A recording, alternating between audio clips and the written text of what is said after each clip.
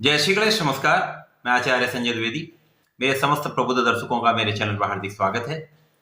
वर्ष 2023 की आप सभी को हार्दिक शुभकामनाएं। गणपति महाराज की कृपा हम सब पर बनी रहे, उनका आशीर्वाद प्राप्त होता रहे, यही मेरी प्रभु से कामना है। मीन राशि के लिए ये वर्ष किस प्रकार का रहेगा, कैसा होगा ये वर्ष, आपके प्रत्येक भाव के अनुसार, आपके स्वास्थ्य के परिप्रेक्ष्य में, आपके ज्ञान के परिप्रेक्ष्य में, शिक्षा संतान तथा विवाह के परिप्रेक्ष्य में किस प्रकार का होगा, धन का कितना आप लाभ लेने वाले हैं, कार्यक्षेत्र में कितनी प्रगति करेंगे, भाग्य का कितना साथ मिलेगा, जीवन साथी के साथ संबंध किस प्रकार के होंगे, इस पूरे वर्ष में आप कितना लाभ लेंगे, सुख संपत्ति का लाभ, धन का लाभ, किसी प्रकार की जो समस्या है वो किस प्रकार से आप उससे बच सकते हैं, संपूर्ण विश्लेषण मैं पूर्ण तर्क के साथ करने जा रहा हूं। वर्ष के प्रारंभ में जो ग्रहों की स्थितियां होंगी वो इस प्रकार हैं। सनातन वर्ष 22 मार्च 2023 को प्रारंभ होगा, अतः इस समय जो ग्रहों की स्थितियां होंगी इस प्रकार होंगी। यहाँ पर गुरुदेव बृहस्पति लग्न में होंगे, यहाँ पर सूर्य भी होंगे, चंद्रमा भी होंगे तथा बुध का गोचर प्रारंभिक समय में चल रहा होगा।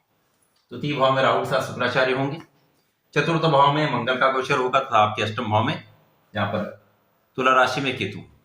उसके पश्चात एक प्रमुख परिवर्तन 17 जनवरी को हो चुका होगा, जहां पर शनिदेव आपके लाभ भाव से निकलकर द्वादश में प्रवेश कर चुके होंगे। इसके पश्चात गुरुदेव बृहस्पति जो कि लग्न में है, इनका परिवर्तन द्वितीय भाव में हो जाएगा तथा 29 अक्टूबर को राहु का राशि परिवर्तन आपके द्वितीय भाव से आपके लग्न में हो जाएगा। तो ये वर्ष किस प्रकार का फल देने वाला है, ये राशिफल आपके चंद्र राशि पर आधारित है। जिन जातकों का मीन लग्न है उनको भी राशिफल अवश्य देखना चाहिए। प्रारंभिक समय से ही आपकी स्थिति अत्यंत प्रबल है, क्योंकि लग्नेश का लग्न में होना, केंद्र में होकर प्रबल राजयोग का निर्माण करना, हंस नामक राजयोग का निर्माण, साथ ही साथ यहाँ पर सूर्य की स्थिति आपके साथ होना, आपके पंचम के स्वामी चंद्रमा भी होंगे, साथ ही साथ यहाँ पे आपके दो केंद्र के स्वामी बुध जो आपके लिए सुख के भी स्वामी हैं, आपके सप्तम के भी, उनका साथ में संयोग होना आपके लिए प्रबल स्थिति दर्शा रहा है। आप बहुत प्रभावी होंगे, आप बहुत स्वस्थ रहेंगे, स्वास्थ्य समस्याएं कम से कम रहेंगी, आपका प्रभाव बहुत बढ़ने वाला है, आप बहुत नाम करने वाले हैं, आप बहुत लाभ लेने वाले हैं, सुख संपत्ति का अर्जन करने वाले हैं।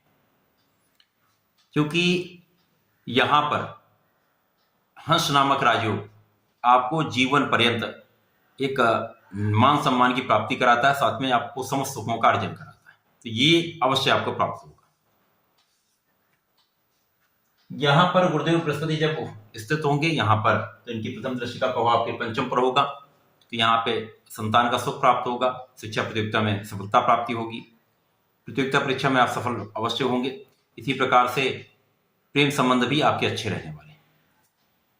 गुरुदेव बृहस्पति का प्रभाव आपके सप्तम पर होगा तो विवाह का योग बनेगा, वैवाहिक संबंध भी अच्छे रहेंगे, कहीं ना कहीं यहाँ पर मधुरता आएगी। इसके पश्चात आपके भाग्य को प्रबलता मिलेगी, तो आपके कार्यक्षेत्र को भी ये प्रबलता देगी, क्योंकि गुरुदेव बृहस्पति जब केंद्र में होते तो चारों भागों को, ये चारों केंद्रों को प्रभावित करते हैं, उन पर अपना प्रभाव डालेंगे तो अनुकूल स्थिति बनती है। कार्यक्षेत्र भी इनकी ही राशि है, तो यहाँ पर कार्यक्षेत्र को बहुत प्रबलता मिलने वाली, आप कार्यक्षेत्र में बहुत प्रगति करने वाले हैं, पदोन्नति लेने वाले, कार्य का विस्तार करने वाले। गुरुदेव का परिवर्तन जैसे ही आपके लग्न से द्वितीय भाव में हो जाएगा, जहां पर राहु का गोचर चल रहा है, तो यहाँ पर मेष राशि है जो कि मंगल की है, गुरुदेव के मित्र हैं, तो यहाँ पर आपकी स्थिति तो प्रबल होगी। इसी के साथ साथ आपको एक बहुत बड़ा लाभ भी मिलने वाला है, क्योंकि द्वितीय भाव में राहु जो मंगल की राशि में स्थित होकर आपके धन के भाव को संचित नहीं होने दे रहे थे, धन का संचय नहीं हो पा रहा, धन का अपव्यय हो रहा था, अपव्यय अब रुक जाएगा।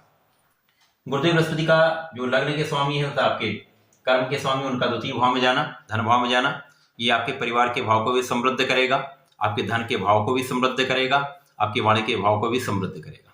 यहाँ पर आपके परिवार का भाव प्रबल होगा, जिससे आपको पारिवारिक संपत्ति का भाव प्रबल होगा, वहां आप लाभ लेंगे, परिवार के बीच में संबंध मधुर रहने वाले। राहु के साथ यद्यपि यहाँ पर गुरु चांडाल योग का निर्माण होगा, परंतु जैसे ज्योतिषी सूत्र है, राहु केतु छाया ग्रह है, तो ये उन ग्रहों के साथ जिनके साथ ये युति प्रभाव में है, उनके अनुसार ही फल देना प्रारंभ करते हैं। तो कहीं ना कहीं गुरु का प्रभाव यहाँ मिलेगा, गुरु के समान इनको दृष्टि भी प्राप्त है, जहां जहां गुरु का प्रभाव पड़ेगा वहां वहां राहु का भी प्रभाव पड़ेगा। यद्यपि कुछ नकारात्मक प्रभाव भी अवश्य देंगे।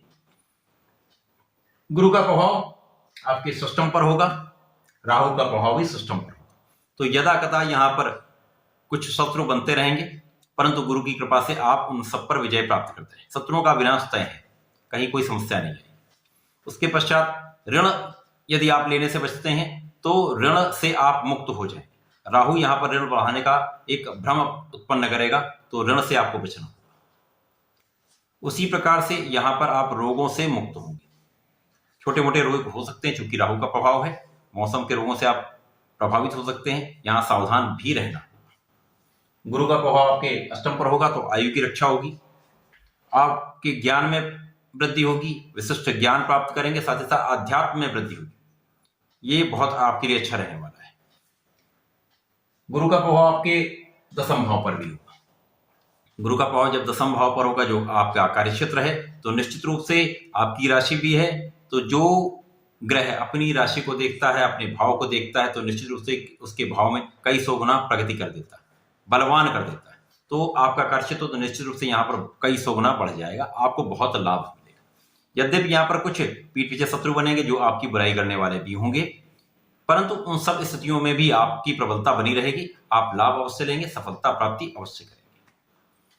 इसके पश्चात जो महत्वपूर्ण परिवर्तन शनिदेव का है, शनिदेव जब आपके लाभ भाव के स्वामी होकर आपके द्वादश में आ जाएंगे तो कुछ व्यय में वृद्धि अवश्य होगी, परंतु शनिदेव जब यहां पर होंगे तो आपके धन के भाव को भी प्रबल करेंगे, तो निश्चित रूप से आपके धन का भाव कई सौ गुना बढ़ जाएगा। तो धन के भाव में प्रबलता है कि धन का संचय भी होने लगेगा। शनि का प्रभाव आपके षष्टम पर होगा, तो निश्चित रूप से शत्रु तो कहीं टिक नहीं सकते, कोई भी शत्रु आपका कुछ बिगाड़ नहीं सकता, आप विजयी अवश्य होंगे। इसी प्रकार से शनिदेव का प्रभाव आपके भाग्य पर होगा, तो निश्चित रूप से इस समय में शनिदेव यहाँ पर लाभ भाव के स्वामी होकर आपके भाग्य को प्रबल अवश्य करेंगे। भाग्य में प्रबलता से समस्त अवरुद्ध कार्य आपके बनेंगे, आपको लाभ की प्राप्ति अवश्य हो। अक्टूबर को जैसे ही राहु का परिवर्तन आपके द्वितीय भाव से आपके लग्न में हो जाएगा, यहाँ पर आपको कुछ सावधानी अवश्य रखनी होगी, क्योंकि राहु का गोचर जब लग्न में होगा, गुरुदेव का मित्र नहीं है, यहाँ पर स्वास्थ्य में कुछ समस्या कर सकता है। जिनको कुछ रोग हैं, जिन जातकों को कुछ समस्याएं हैं, उनको यहाँ बहुत सावधान रहना होगा, क्योंकि यहाँ पर आपका तनाव भी बढ़ेगा, यहाँ पर आपके क्रोध में भी वृद्धि होगी, यहाँ पर कुछ भ्रम की स्थिति भी होगी, यहाँ पर संतान के स्वास्थ्य में भी कुछ समस्या हो सकती है, यहाँ पर प्रेम संबंध बिल्कुल अच्छे नहीं रहने वाले। साथ ही साथ कहीं ना कहीं ये आपके भाग्य को रोकने का प्रयास अवश्य करेगा। परंतु गुरुदेव की प्रबल स्थिति है, शनिदेव का प्रभाव भाग्य को बढ़ा रहा है, तो कहीं ना कहीं राहु का प्रभाव उतना ज्यादा इफेक्ट नहीं करेगा, परंतु यहाँ पर आपको सावधान अवश्य रखना होगा, अपने स्थिति को प्रबल रखना होगा, अपने आत्मबल को बढ़ाना होगा। ये वर्ष आपको लाभ अवश्य देगा, कार्य में प्रगति अवश्य कराएगा, आप विशिष्ट रूप से धन का लाभ अवश्य प्राप्त करेंगे।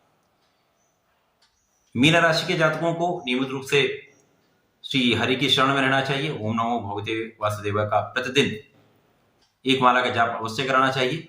प्रत्येक मंगल तथा शनिवार को यदि शंकर मोचन की शरण में रहकर हनुमानाष्टक का पाठ करते हैं तो जीवन के समस्त संकटों का अंत होता है, आप विजयी हो। तो ऐसा करें, इसका लाभ लें। धन्यवाद, नमस्कार।